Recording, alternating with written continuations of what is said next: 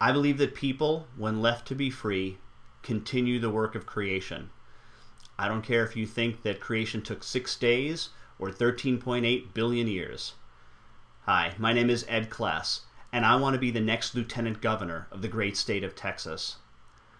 I believe that government exists to take care of the rights of the individual, not to protect the people themselves.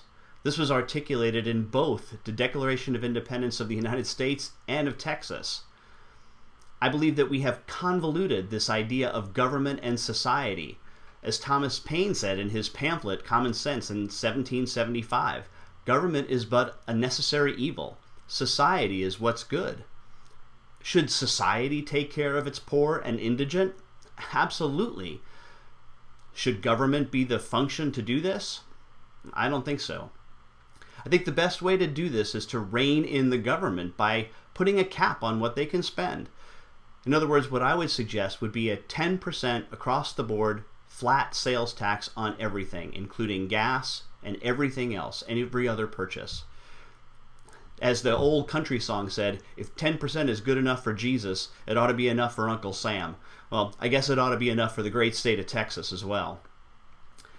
I believe that most politicians do have the best of intentions. I think that what they're really trying to do is help.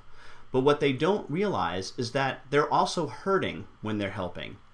What do I mean by this? Well, Frederic Bastiat wrote a pamphlet about that which is unseen. And I think that's what happens with most and many government programs, is they're specifically targeted to help certain individuals or groups. And they usually do.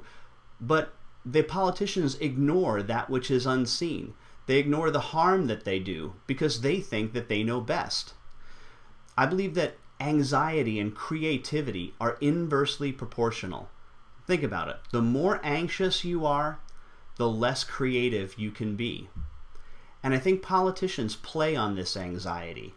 I think what they tend to do is work us up into a fury and get us anxious, and it's sapping our creativity. We have a lot of problems that we need to try to correct. But you know what? I believe there are no solutions. That might sound weird coming from someone who's running for office. But what I do believe is that there are trade-offs.